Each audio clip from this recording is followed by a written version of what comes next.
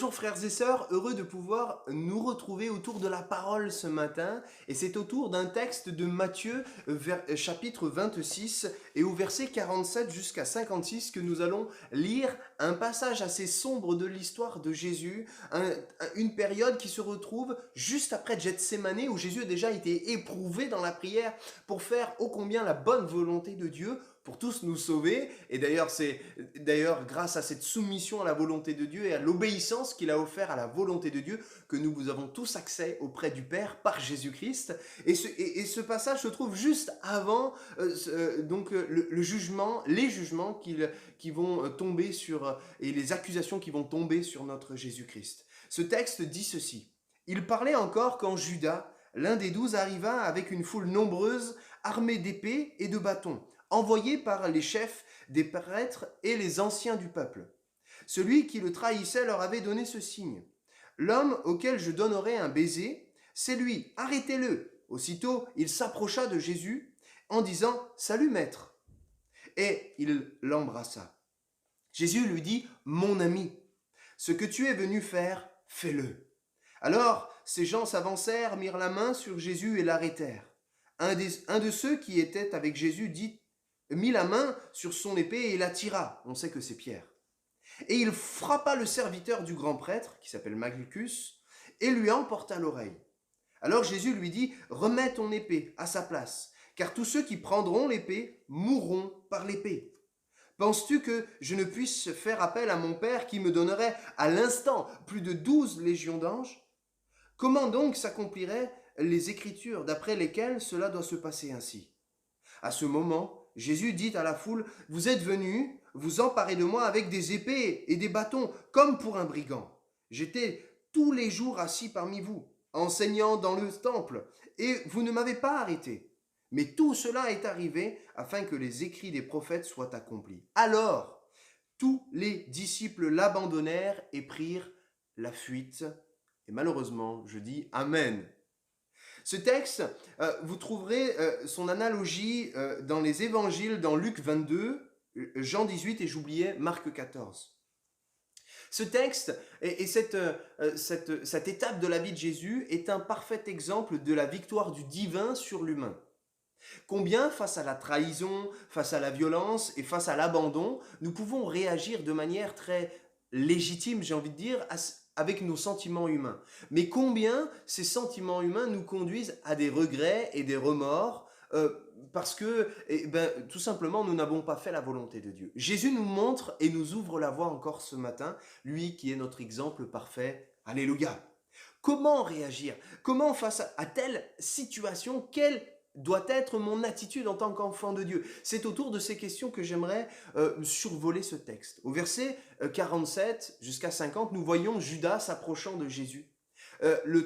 Celui qui est appelé le traître, celui qui va mettre le coup de grâce à sa fourberie, vient, genre de rien, style de rien, dire « Salut maître ». La réponse de Jésus est tout autant étonnante et déstabilisante, déroutante, j'ai envie de dire, « Mon ami ». Face à la fourberie, à la traîtrise de Judas, Jésus va répondre de manière affectueuse et remplie d'amour. Mon ami. La question qu'on peut se poser, c'est: est-ce qu'aujourd'hui je suis capable d'appeler mon ami celui qui m'a fait du mal, celui qui m'a trahi, celui qui m'a déçu tant et tant de fois? Combien de fois ça nous arrive d'avoir des coups de poignard dans le dos ou en plein cœur par des propos, des paroles légères ou des actes manqués de la part de ceux qui comptent à nos yeux? Combien de fois ça nous est arrivé? Dans Matthieu 5, verset 44, Jésus dit: Bénissez ceux qui vous maudissent, aimez vos ennemis et priez. Priez pour eux. Waouh! Seigneur, comment je peux faire? Celui qui me veut du mal, je dois l'aimer, le bénir, ça veut dire lui souhaiter du bien, parler en bien de lui et faire du bien pour lui. Et en même temps, je dois au Seigneur prier pour lui. Seigneur, donne-moi, ouvre-moi la voie. Nous le voyons dans ce texte. À Judas lui dira: mon ami. C'est l'amour qui a triomphé. Voilà pourquoi c'est une victoire. La première victoire du divin sur l'humain, c'est de pouvoir aimer celui qui nous trahit, celui qui nous déçoit, et d'être capable de parler bien de lui dans la parole, le fait de l'aimer en parole, mais aussi en acte. Et Dieu nous ouvre la voie à travers ce texte-là. Il nous montre comment réagir. Mais nous allons voir par la suite qu'il va plus loin. Il parle en bien, et l'état de cœur de Judas lui appartenait, c'était lui devant Dieu. Jésus pourtant, qui aurait pu être légitime pour lui dire, attends, quand même ce que tu agis, c'est pas très chrétien, c'est pas bien ce que tu fais, Judas. Pourtant, il est dit l'un des 12 au début de ce texte. Il était l'un des 12. Mais son état de cœur l'a amené bien loin du cœur de Dieu. Je continue. Au verset 51, nous avons une troupe en armes. À la tête, nous avons Malchus, donc le serviteur du grand prêtre, qui vient avec brutalité, peut-être énergie, avec un air menaçant, poser sa main sur Jésus, prendre ses bras, mettre un cep de bois ou de fer pour le prendre comme un brigand. Et Jésus le dira, vous êtes venus avec des armes comme pour un brigand. Et la réponse, en face, il y a ceux qui veulent du mal pour Jésus, et puis il y a Pierre au milieu qui est juste à côté. Et Pierre, c'est un peu le zélé, celui qui est plein d'enthousiasme. C'est aussi celui qui ne veut pas qu'on fasse du mal à Jésus. Il lui dira d'ailleurs dans les chapitres précédents de Matthieu, vous pourrez lire, mais cela ne t'arrivera pas, Jésus. Tu dis que tu vas souffrir, mais non, mais que Dieu te garde. Moi, je serai là. Tous t'abandonneraient, moi, je ne t'abandonnerai pas. Et on le voit, un Pierre qui, avec ses armes, avec sa volonté, avec son énergie naturelle, va répondre. Et encore là, il s'exerce puisqu'il sort son épée et vient couper l'oreille de Malchus. Jésus lui dira, range ton arme, range ton épée. Celui qui utilise son épée, et nous savons que la langue est une épée, ô combien, vu sa taille et les dégâts que cette langue peut provoquer sont disproportionnés par rapport à un si petit organe. Mais le Seigneur nous met en garde dans Jacques. Dans Jacques, il est dit, veille sur ta langue. Celui qui ne bronche pas par sa langue est presque un homme parfait. Alors, l'épée de Pierre à sa ceinture, celle qui dégainera pour avoir une réponse tout à fait humaine, Jésus lui va dire, range ton épée. Voici quelle est la victoire divine encore sur l'humain. La deuxième victoire, c'est celle de la bénédiction.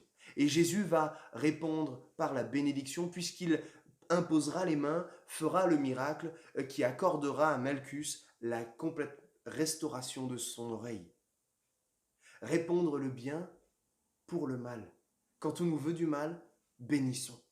Et le Seigneur nous montre ainsi quelle est la victoire du divin. Alors ce matin, si nous avons des difficultés à répondre par le bien lorsque nous faisons du mal, réclamons la grâce et regardons le divin exemple. Et dernier, et je termine, dans Jean 18, 8, qui est le texte analogue à cet instant, Jésus vient et s'interposer face à la foule.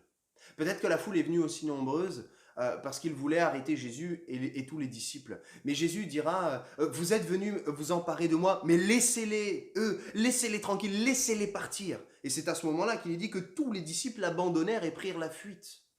Oui, Jésus a vécu l'abandon, mais même face à l'abandon, il s'est placé pour protéger ceux qui l'abandonneraient. Quelle preuve d'amour! Je ne sais pas vous, mais moi, je suis plein de reconnaissance parce que je sais que Jésus, même si je viens à l'abandonner, il prend la défense. Il est le défenseur en justice et par le Saint-Esprit, il est capable de m'offrir la restauration que je ne mérite pas parce que je bénéficie de sa grâce encore. Et ce matin, en lisant sa parole, portons nos regards et réalisons que Jésus vient s'interposer pour nous protéger. Rappelons-nous que c'est parce qu'il a prêté son dos à la violence, laissé ses mains être transpercées, laissé son front être pressé par ses épines, que nous avons la paix. Le châtiment qui nous donne la paix est tombé sur lui. Il est cette offrande de Dieu pour l'humanité, pour nous offrir la paix.